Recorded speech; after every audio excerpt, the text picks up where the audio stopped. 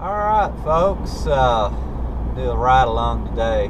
I don't know how long this video will be, but on these videos where I'm just talking and driving, not really doing anything or showing anything, so, and some of you probably do this already, but if you want to hear what I got to say in these lengthy videos, you don't have to watch the video. You can just start it and put you a set of earbuds in, or put your phone to the side and just listen to the audio. Really, you ain't gotta watch it. And I figure that's what some of you do, because I know some of you that watch my channel and comment frequently are pretty good sized farmers, and I figure some of you probably just listen to my audio while you're riding around your tractor, but you know, that's cool. But anyway, I'm gonna touch on several things today, and I am gonna give a tractor situation update as well.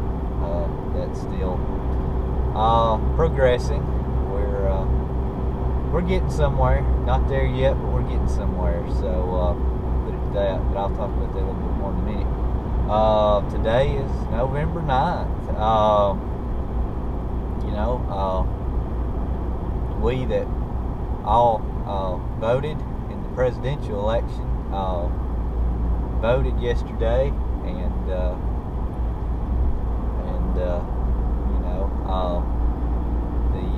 people have spoken, as they like to say. I'm not going to talk about this too much, but I don't want to turn my channel into any kind of a political debate, and that's not what my YouTube channel is about. But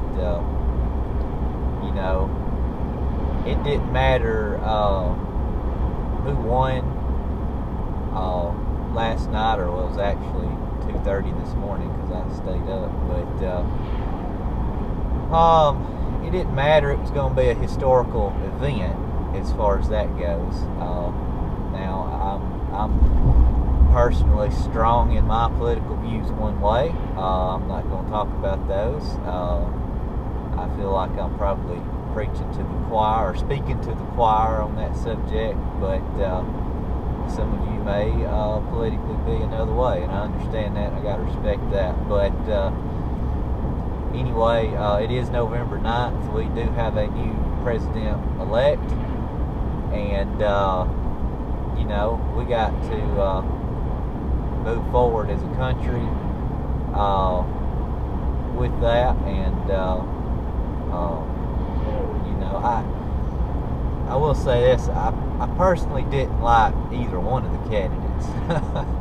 I think a lot of people would agree with me on that, but I wasn't one of the ones that one didn't vote or voted for someone else. I did vote for one of the two, and just because my political views are strong in that direction. But anyway,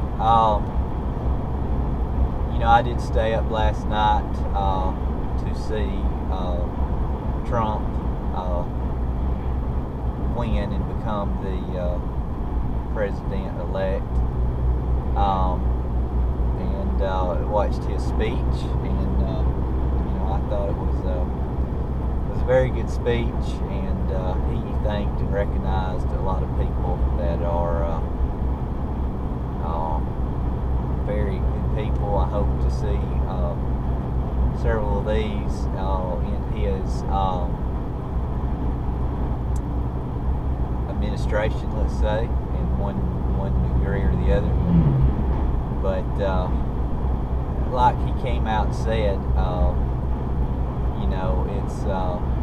it is what it is now, and it's time for this country to come together and find common ground, and do what's right for this country. And I think the American people spoke loud and clear last night on that, and which, it was a nail biter. It was close in several of the states, but anyway, I just you know, want to throw that out there. It's an important moment in time, and you know, just wanted to recognize that, regardless of political views, either way. But moving on, the drought. I guess I'm gonna cover a couple things here regarding the drought, pretty much. Some of my grass I planted is coming up. I'm very surprised. It's very spotty, but I do have some areas starting to come up. So I was surprised to find that yesterday. But I don't know where it's finding the moisture to come up, but yeah, if we can just start getting some rain here soon, I think the stuff might come up and make it. But I don't know. I talked to I contacted the co-op the day before yesterday about what I needed to do on these fields. You know, they're still pretty much bare dirt from where I tilled them and went in and drilled the seed. And I was like, I just need to go in there and spread some ryegrass in there, or just drill some ryegrass in on top of that, or what. And because I mean, we're getting into November now, and I don't have a stand of grass, and I got to get something going there. So he pretty much told me he'd probably just wait it out and see, because he said if I put ryegrass out, any of the fescue orchard grass that comes up is just going to be a weed to the rye, and it won't do good. So I don't know. I guess he was looking at it more in perspective. I don't want to throw another wad of money at it, but which ryegrass is not too terribly expensive. I do have some more ground. I've been holding off, you know, waiting to see what the weather was going to do. I got some more ground I want to plant, and I was going to put it in the fescue orchard grass, and I just kind of came to that stopping point of this is useless at the moment because we're just not getting any rain. So I hadn't tilled those fields yet. They're very thick in bean stubble and wheat stubble from this past year, so I need to till that ground up. I'm probably going to make several passes over it. It's dry and as hard as the ground is now to really get it churned under.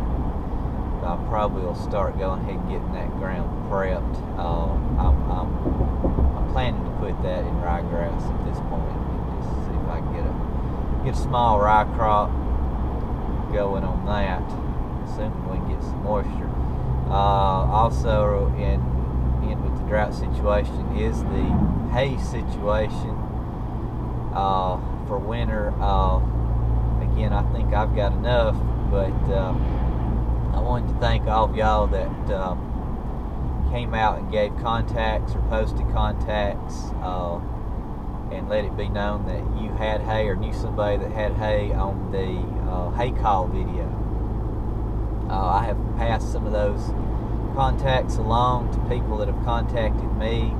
I kind of try to fill out where their area is, and I look at what I've got, the information I've got from y'all, and I try to give them at least 2 contacts that are within their area, that, you know, just to keep them moving. I had one lady call me the other day, and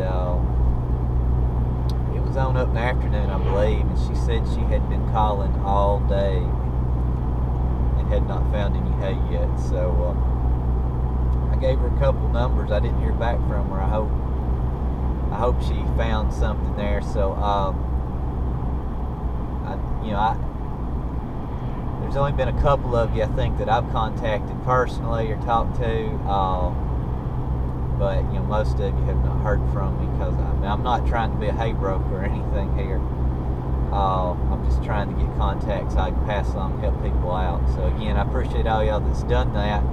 And again, if you have or know of anybody that has hay, or you have hay for sale and would like to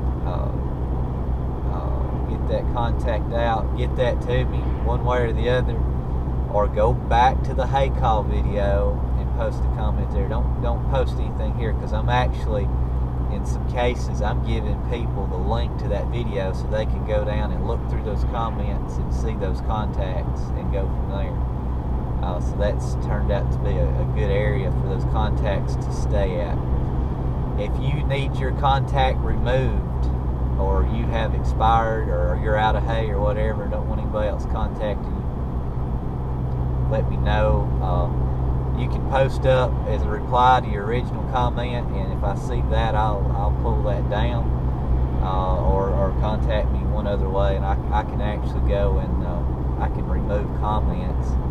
I need to look, but I don't want that to be a negative towards anybody, because you know, a lot of comments get flagged as spam, or you know, get taken down or removed for certain reasons. Either they've got bad language, or they don't get to any point at all, or they're just, you know, y'all know what I'm talking about. So I don't want to hurt anybody's credibility, but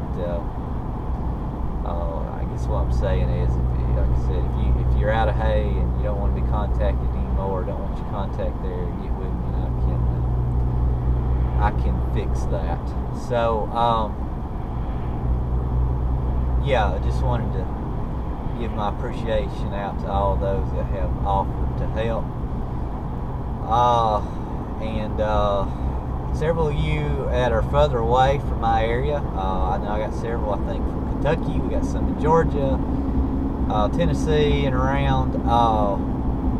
You may not have got any contact at all about your hay, but I'm pretty sure hay in this area is going to dry up and run out, and we probably will get to that point where we may need to fetch hay further away, truck hay in, whatever. So you know, I've got those contacts from you guys that are further away. So as the winter progresses, I foresee probably January, February, people are going to start running shy, especially if we have if it turns off cold, where livestock and horses start really going through a lot of hay, and we have any snows, we're going to be looking to get hay from further away. So some of those of you that have had good hay year and got hay sitting on it, that are, say, up Tennessee, Kentucky, Georgia, just hang tight. We may be in need of it before long. Excuse me. Got a frog in my throat. Okay, let's see, where are we next? I'm still bringing hay in. I've still got probably 30-40 rolls myself still out in the field that I'm trying to get in. I've just been bringing them in 1-2 loads here, there at a time as I get time. For you, those of you that asked for the boat tour video, I have your boat video tour boat tour video. I've had it for probably going on 2 weeks now. I wanted to do, it's a 2-part thing. I wanted to do some editing and get that together and show you the boat I got and the whole saga that transpired with it. But like I said, I do have it back now, and I have took it out to the lake once. And I've actually got some GoPro footage of me on the lake catching some fish, and I actually caught one pretty good one the last time I went out, and I've got footage of all that. So I'm try to get all that together when I get some time to just sit down and do that. It's not a priority of mine right now, but some of you might be interested in that. I know I've got one of my viewers that has contacted me. We've been texting each other back and forth. He's here in Alabama, and he's big into fishing as well, and we've been talking back and forth about fishing and things. So I'm sure he'll be interested to see my fish catching videos and my boat tour video and whatnot. So hang in there, I'll get that up eventually. Yeah, I guess we're to the tractor situation update. Finally got some numbers in yesterday. Well, let me back up. First thing I got yesterday was an email showing me 3 replacement tractors for the 5065E, which I've already made known they're buying that tractor back, and that's that. So the next step is to find a Deere that I would like to replace that tractor with, and you know, replace the Massey with as well. And then once we get to that point and narrow it down to that one tractor, and have the numbers and everything where we want them to be, they are offering to bring said tractor out to the farm and let me run it before I commit to anything. So that's all good, and I see many advantages to that, and that's kind of sort of where we're at. Like I said, we actually they sent me those 3 tractors to review and look over, and pretty much ruled one of them out, and so we're down to the 2, and we've started working some numbers on those 2. We hadn't got too far into that yet, but we are to that point. So I expect to get some more stuff today. And I actually had a conference call with a couple of the Tri-Green folks yesterday, and my original salesman is also in the loop as well. Everybody's pretty well staying on the same page. There's emails going on, text messages going on, phone calls going on. It's all working out well. Tri-Green, I've got to, at this point, I got to give them a lot of credit. They're really, they're really trying to make this happen, and I appreciate that on their part. And I know this goes beyond them up to Deere as well, and I don't really know everything that's going on at that level, but I do know that there is, Tri-Green is working with them back and forth in this whole situation, and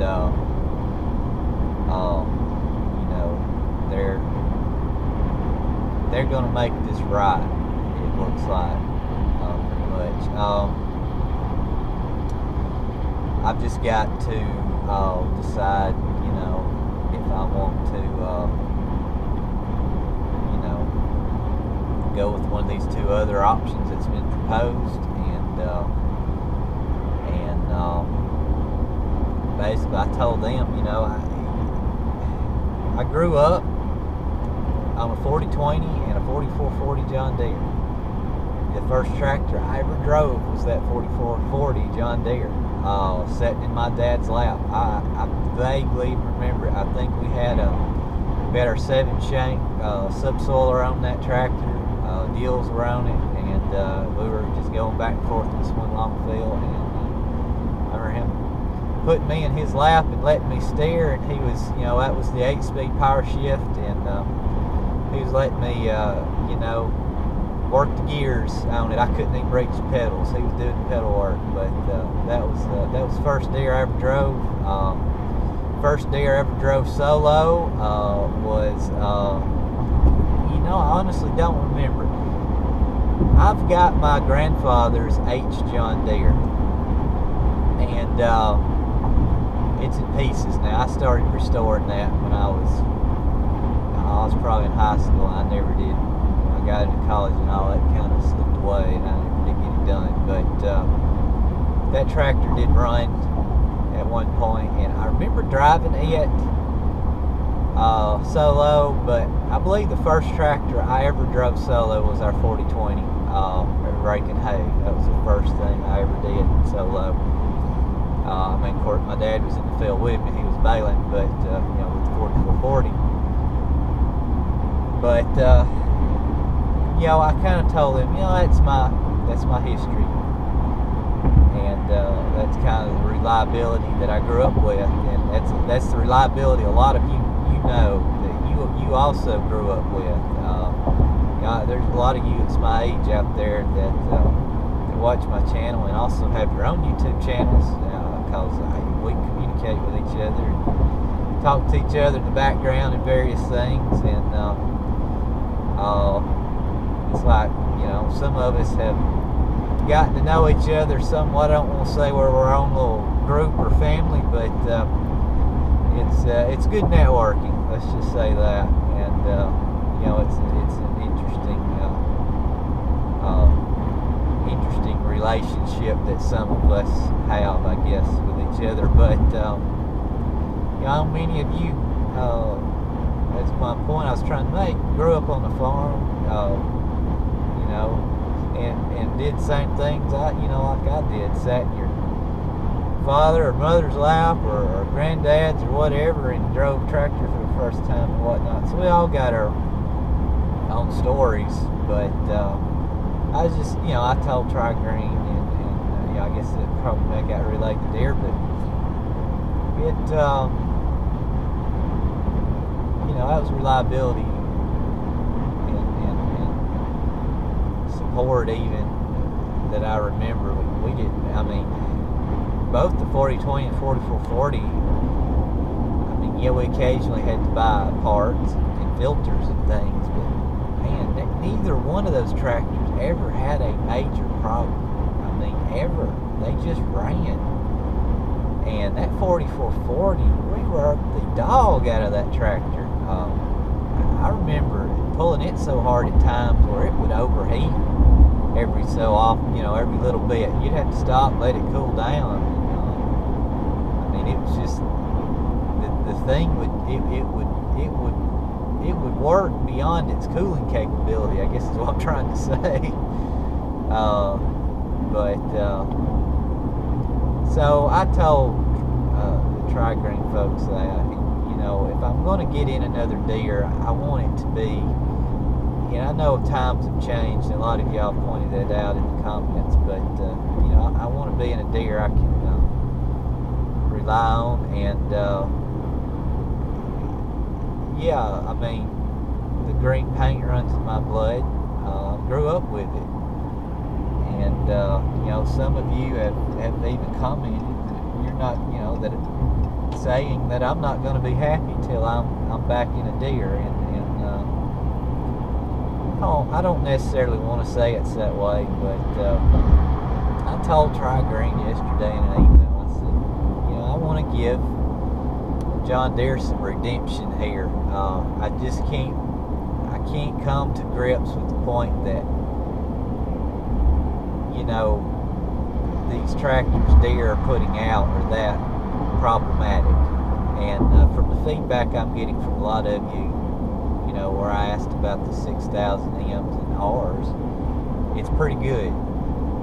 And I think a lot of us can agree on that. So that's kind of what I'm looking at, kind of the direction I'm hoping to go here. But like I said, we're still working on that. I said, one of the tractors they proposed to me, I pretty much told them I would keep my Massey before I would go. Before I would go with that tractor, and I think they kind of understood my point there. So, I told them we got to be equal to the Massey or a step above, maybe, before we're going to move on some pairing. Now, I think the other two tractors that's on the table right now, we are at that point. So it's just working out the little details at this point. But there was something offered yesterday. It's never been pitched to me before. It's out there. It's nothing special. It's nothing. And I'll make this clear. The 5065E was a bad situation. It just was. But as far as moving on to this next tractor and looking into that, I don't want people to think that I'm getting the special treatment here. I know Tri-Green and Deere want to do what's right, and they want me to stay with Deere for whatever that's worth. But I want to get into something I'm gonna be happy with. So there was something pitched to me yesterday that it's out there for everybody, and several of you that watch my channel probably partake of this offer in one way or the other. It can be structured in different ways, but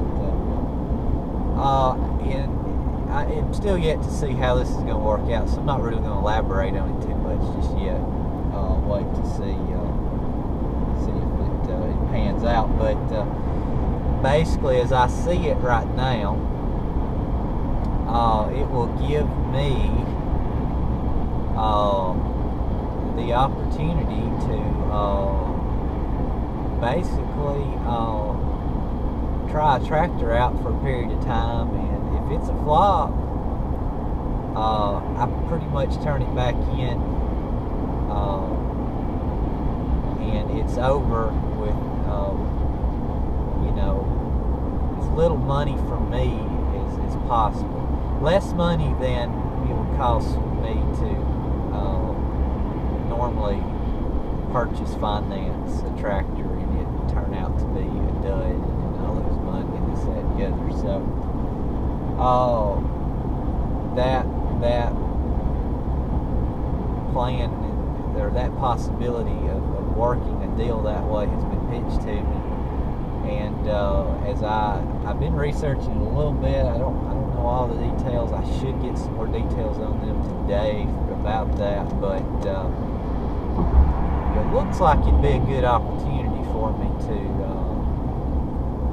get in a Deere at minimal cost right now, try it out for a while, and determine, is it a good one, is it a bad one? Then I either just turn it back into them or I buy it out. So, I'm yet to see how that's going to all work out. And I think there's advantages and disadvantages to it both ways. I think it can be structured different ways, and a lot of big farmers take advantage of it, but yet there's advantages for smaller farmers, say in my situation and whatnot, to benefit as well. I don't know, I'm trying to fill all that out right now. But I like the idea of having it a while and finding out that hey, I got a good one, and I got the option here to